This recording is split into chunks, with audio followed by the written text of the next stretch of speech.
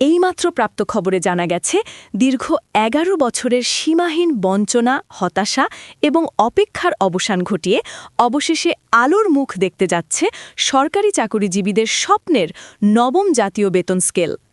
প্রিয় সরকারি চাকুরিজীবী ভাই ও বোনেরা, আজকের সকালের আপডেট নিউজে আপনাদের স্বাগতম। যারা আমাদের চ্যানেলে নতুন তারা এখনই চ্যানেলটি সাবস্ক্রাইব করুন, আর হ্যাঁ, অবশ্যই কমেন্ট করে জানাবেন আপনারা কে কোন জেলা থেকে আমাদের ভিডিওটি দেখছেন। তবে চলুন কথা না বাড়িয়ে আজকের সর্বশেষ সংবাদটি জেনে নিন। আজ এক অতীব গুরুত্বপূর্ণ এবং জরুরি বৈঠকের পর প্রজ্ঞাপন জারির মাধ্যমে ১০০% পেনশন সুবিধা এবং নবম পে স্কেলের পূর্ণাঙ্গ তালিকা আনুষ্ঠানিকভাবে ঘোষণা করা হয়েছে। সরকারের শীর্ষ পর্যায় থেকে তারেক রহমান আজ দেশের কানায় কানায় ছড়িয়ে থাকা ২২ লক্ষ সরকারি চাকুরিজীবীর জন্য অভাবনীয় ৩টি সুখবর দিয়েছেন। দীর্ঘদিন ধরে চলে আসা নানা বৈষম্য ও বঞ্চনার শিকার এই বিশাল কর্মীবাহিনীর মুখে হাসি ফোটানোর লক্ষ্যে অবশেষে নামাজের পরই বহুল প্রতীক্ষিত গ্যাজেট প্রকাশের এই চূড়ান্ত এবং ঐতিহাসিক সিদ্ধান্তটি গ্রহণ করা হয়। তারেক রহমান অত্যন্ত আবেগঘন এবং দৃঢ় কণ্ঠে বলেন, বাংলাদেশের ২২ লক্ষ সরকারি চাকুরিজীবী এবং তাদের উপর নির্ভরশীল কোটি মানুষের দীর্ঘদিনের প্রাণের আকাঙ্ক্ষা ছিল একটি সম্মানজনক এবং সময়োপযোগী বেতন স্কেল পরিবর্তন। তিনি অকপটে স্বীকার করেন যে অতীতের নানা জটিলতার কারণে হয়তো তাদের সকল দাবি কানায় কানায় পূরণ করা এই মুহূর্তে সম্ভব হয়নি, তবে জীবনযাত্রার মান উন্নয়নে সবচেয়ে গুরুত্বপূর্ণ ৩টি দাবি যথাযথভাবে এবং পূর্ণাঙ্গ রূপে বাস্তবায়নের চূড়ান্ত সিদ্ধান্ত সরকার গ্রহণ করেছে। অর্থ মন্ত্রণালয়ের জ্যেষ্ঠ কর্মকর্তাদের সাথে অনুষ্ঠিত এই ম্যারাথন জরুরি বৈঠকে বাজেট বরাদ্দ এবং অর্থনৈতিক রূপরেখা নিয়ে বিশদ ও চুলচেরা বিশ্লেষণ করা হয়। তারেক রহমান সংবাদ সম্মেলনে অত্যন্ত স্পষ্ট ভাষায় দেশবাসীকে আশ্বস্ত করে বলেন, বর্তমান জনপ্রতিনিধিত্বমূলক সরকার যে কোনো মূল্যে সরকারি চাকুরিজীবীদের পুঞ্জীভূত সমস্যাগুলোর একটি স্থায়ী ও সম্মানজনক সমাধান করতে বদ্ধপরিকর। কারণ এই সরকারি কর্মচারীরাই রাষ্ট্রের মূল চালিকা শক্তি এবং তারা দীর্ঘদিন থেকে বিভিন্ন আর্থিক ও প্রশাসনিক সমস্যায় জর্জরিত হয়ে মানবেতর জীবনযাপন করছিলেন, যার ফলে দীর্ঘ ১১ বছর তারা নতুন কোনো বেতন স্কেল পাননি।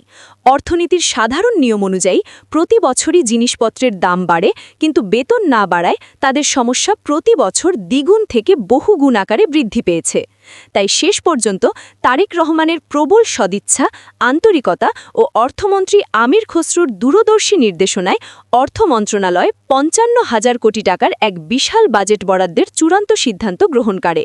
তারেক রহমান উপস্থিত সাংবাদিকদের উদ্দেশ্যে বলেন, পূর্ববর্তী পরিকল্পনায় এই খাতে আগে মাত্র ৪০,০০০ কোটি টাকা বাজেট বরাদ্দের সিদ্ধান্ত নেওয়া হয়েছিল, কিন্তু এখন নবনির্বাচিত সরকার ক্ষমতায় আসার পর তারা অনুধাবন করতে পেরেছেন যে এই নামমাত্র বাজেটে কর্মচারীদের প্রকৃত উন্নয়ন সম্ভব নয়। তাই সরকারি কর্মচারীদের জীবনযাত্রার মান উন্নয়ন, বেতন বৃদ্ধি ও প্রশাসনিক কাঠামোর বিভিন্ন জায়গায় যুগোপযোগী সংশোধন করার লক্ষ্যে ৪০,০০০ কোটি টাকা থেকে ১ লাফে বাড়িয়ে ৫৫,০০০ কোটি টাকার বিশাল বাজেট বরাদ্দ ঘোষণা করা হয়। প্রাথমিক দিকে অর্থ মন্ত্রণালয়ের কিছু আমলা এই বিশাল বরাদ্দের সিদ্ধান্তের বিষয়টি নিয়ে খুব একটা ইতিবাচক সাড়া না দিলেও শেষ পর্যন্ত মাঠ পর্যায়ের অভিজ্ঞ সচিবদের বাস্তবসম্মত মতামত এবং দেশের শীর্ষস্থানীয় অর্থনীতিবিদদের প্রবল যুক্তিসঙ্গত চাপের ফলে শেষ পর্যন্ত এই ৫৫,০০০ কোটি টাকার বাজেট বরাদ্দ আলোর মুখ দেখে। কেননা দীর্ঘ পর্যালোচনায় এটি প্রমাণিত হয়েছে যে বাংলাদেশের ২২ লক্ষ সরকারি চাকুরিজীবীরা বর্তমানে অত্যন্ত বৈষম্য এবং তীব্র আর্থিক টানাপোড়েন নিয়ে জীবনযাপন করছেন। তাই তাদের সকল ধরনের অর্থনৈতিক বাধা ও সমস্যা দূর করার মাধ্যমে রাষ্ট্রের এই গুরুত্বপূর্ণ স্তম্ভের আর্থিক অবস্থান শক্ত ও মজবুত করা হবে। ইতিমধ্যেই তারেক রহমান তার বক্তব্যে আরও ৩টি যুগান্তকারী বিষয়ের কথা বিস্তারিতভাবে তুলে ধরেন, যা সরকারি কর্মচারীদের মধ্যে ব্যাপক উল্লাসের সৃষ্টি করেছে। প্রথম এবং অন্যতম প্রধান সুখবরটি হল সিলেকশন গ্রেড ও টাইম স্কেল পুনরায় চালু করার ঐতিহাসিক সিদ্ধান্ত। দেশবাসী ভালো করেই জানেন যে ২০১৫ সালে অষ্টম জাতীয় বেতন স্কেল বাস্তবায়ন হওয়ার পর থেকেই এই দুটি অত্যন্ত জনপ্রিয় এবং প্রয়োজনীয় ভাতা বা সুবিধা চালু ছিল, কিন্তু পরবর্তীতে নানা অজুহাত দেখিয়ে এবং বিভিন্ন আমলাতান্ত্রিক জটিলতার কারণ দর্শাইয়ে তৎকালীন আওয়ামী সরকার সম্পূর্ণ অন্যায়ভাবে সিলেকশন গ্রেড ও টাইম স্কেল বন্ধ করে দেয়। এতে করে একই পদে বছরের পর বছর আটকে থাকা সরকারি চাকুরিজীবীদের মাঝে ব্যাপক হতাশা, ক্ষোভ এবং অস্বস্তিকর পরিস্থিতি তৈরি হয়েছিল, যা প্রশাসনের স্বাভাবিক গতিশীলতাকে মারাত্মকভাবে ব্যাহত করছিল। তাই শেষ পর্যন্ত চাকুরিজীবী সংগঠনগুলোর যৌক্তিক আন্দোলন, সকলের স্বতঃস্ফূর্ত মতামতকে সমর্থন জানিয়ে এবং মহামান্য আদালতের পূর্ববর্তী একটি গুরুত্বপূর্ণ রায়কে সর্বোচ্চ প্রাধান্য দিয়ে বাতিল হয়ে যাওয়া সিলেকশন গ্রেড ও টাইম স্কেল পুনরায় চালুর এই যুগান্তকারী সিদ্ধান্ত উঠে আসে।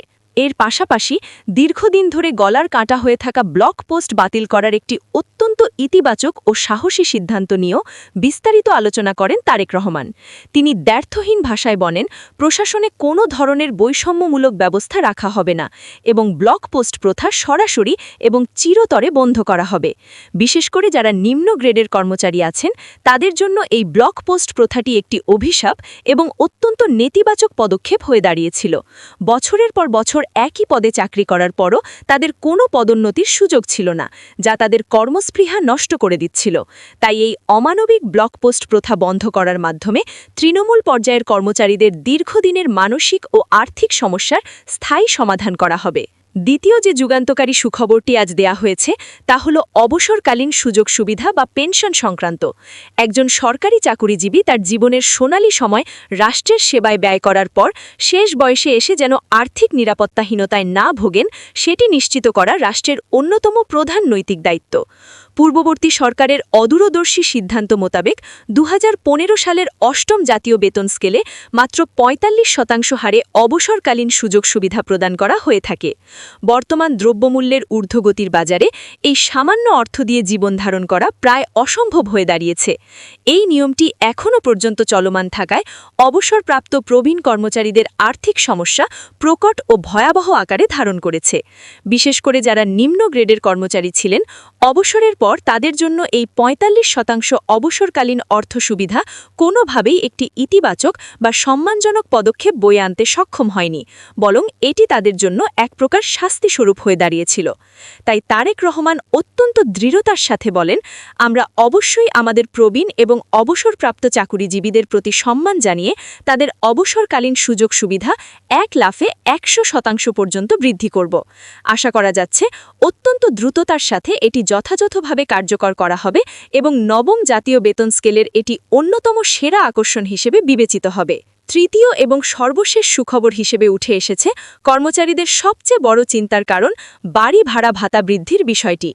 সরকারি কর্মকর্তা ও কর্মচারী উভয়ের জন্যই বাড়ি ভাড়া ভাতা ১ লাফে ৬০% পর্যন্ত বৃদ্ধির এক অভাবনীয় সিদ্ধান্ত আজ চূড়ান্ত করা হয়েছে। প্রাথমিক দিকে অর্থ মন্ত্রণালয়ের আলোচনায় শহর অঞ্চল ও সিটি কর্পোরেশন এলাকায় বসবাসরতদের জন্য একরকম এবং মফস্বল বা গ্রাম পর্যায়ে কর্মরতদের জন্য অন্যরকম, অর্থাৎ ২ ভাগে বা স্তরে বাসা ভাড়া বৃদ্ধির বৈষম্যমূলক সিদ্ধান্ত নেওয়ার প্রস্তাব থাকলেও শেষ পর্যন্ত এই প্রস্তাব বাতিল করা হয়। জীবনযাত্রার ব্যয় এখন শহর থেকে গ্রাম সব জায়গাতেই প্রায় সমান হারে বৃদ্ধি পেয়েছে। এই বাস্তবতাকে মেনে নিয়ে আগের সেই বৈষম্যমূলক সিদ্ধান্ত দুটি বাতিল করার মাধ্যমে সারা দেশের সকল চাকুরিজীবীর জন্য সমানভাবে ৬০% বাড়ি ভাড়া ভাতা নির্ধারণ করেন তারেক রহমান। তারেক রহমান তার বক্তব্যের শেষ পর্যায়ে বলেন, আমরা আসন্ন পবিত্র ঈদুল ফিতরের পরেই এই গ্যাজেটের সকল কার্যক্রম পুরো দমে বাস্তবায়নের চূড়ান্ত সিদ্ধান্ত নিয়েছি, যাতে ঈদের আনন্দ সবার ঘরে দ্বিগুণ হয়ে ধরা দেয়। আমাদের এই বিশাল কার্যক্রমগুলো বাংলাদেশের ২২ লক্ষ সরকারি চাকুরিজীবীর এবং তাদের গড়ে ৬ সদস্যের পরিবারের সার্বিক আর্থিক সমস্যা সম্মানজনকভাবে সমাধান করতে সক্ষম হবে বলে আমরা শতভাগ বিশ্বাস করি। যেহেতু অর্থ মন্ত্রণালয়ের একাধিক বিশেষজ্ঞ সদস্য দীর্ঘদিন থেকে এই জটিল বিষয়টির সঙ্গে ওতপ্রোতভাবে জড়িত ছিলেন এবং তারা বর্তমান বাজার পরিস্থিতি সম্পর্কে সম্পূর্ণ অবগত ছিলেন, তাই অর্থ মন্ত্রণালয় কর্তৃপক্ষ সকল হিসাব নিকাশ শেষে সরাসরি সর্বনিম্ন মূল বেসিক বা স্কেল ২৫,৫৮০ টাকা পর্যন্ত বৃদ্ধি করে তা বহাল রাখার যুগান্তকারী সিদ্ধান্ত নেয়। অর্থনীতিবিদ এবং বাজেট প্রণেতারা একমত হয়ে বলেন, ৫৫,০০০ কোটি টাকার বিশাল বাজেট বরাদ্দ নিশ্চিত করা সম্ভব হলেই কেবল সর্বনিম্ন বেসিক ২৫,৫৮০ টাকা পর্যন্ত বৃদ্ধি করে তা বহাল রাখা যাবে। এতে করে প্রজাতন্ত্রের ১০ম থেকে ২০তম গ্রেডের কর্মচারীদের দীর্ঘদিন ধরে চলে আসা পুঞ্জীভূত সমস্যাগুলোর অবসান ঘটবে এবং ভবিষ্যতে জীবনযাত্রা নিয়ে আর নতুন কোনো বড় ধরনের সমস্যা সৃষ্টি হবে না। তাই দেশের আপামর জনসাধারণ, বিশিষ্ট অর্থনীতিবিদ রাজনীতিবিদ এবং চাকুরিজীবী সংগঠনগুলোর সকলের মতামতকে সর্বোচ্চ সম্মান ও সমর্থন জানিয়ে শেষ পর্যন্ত তারেক রহমান ও মাননীয় অর্থমন্ত্রী আমির খসরু আজ জুমার নামাজের পূর্বেই যমুনায় একটি অত্যন্ত ফলপ্রসূ রুদ্ধদ্বার বৈঠক করেছিলেন। এই বৈঠকেই বেতন বৃদ্ধির এই সকল সংবেদনশীল বিষয়গুলোকে খুবই ইতিবাচক ও জনবান্ধব হিসেবে তুলে ধরেন তারেক রহমান এবং চূড়ান্ত অনুমোদন প্রদান করেন। আমরা যেভাবে দিনরাত পরিশ্রম করে অত্যন্ত দ্রুততার সাথে এই প্রশাসনিক কার্যক্রমগুলো বাস্তবায়ন করে যাচ্ছি, তাতে খুবই দৃঢ়ভাবেই আশা করা যাচ্ছে আগামী ১ এপ্রিল থেকে দেশের সকল সরকারি চাকুরিজীবী তাদের বহু কাঙ্ক্ষিত নবম জাতীয় বেতন স্কেলের আওতায় অন্তর্ভুক্ত হবেন এবং উপরে উল্লেখিত সকল ধরনের যুগান্তকারী সুযোগ সুবিধা তারা নির্বিঘ্নে ভোগ করতে শুরু করবেন। এই ঘোষণার পর থেকে সারা দেশের সরকারি দফতরগুলোতে এক উৎসব মুখর পরিবেশ বিরাজ করছে এবং চাকুরিজীবীরা মিষ্টি বিতরণ করে তাদের আনন্দ প্রকাশ করছেন।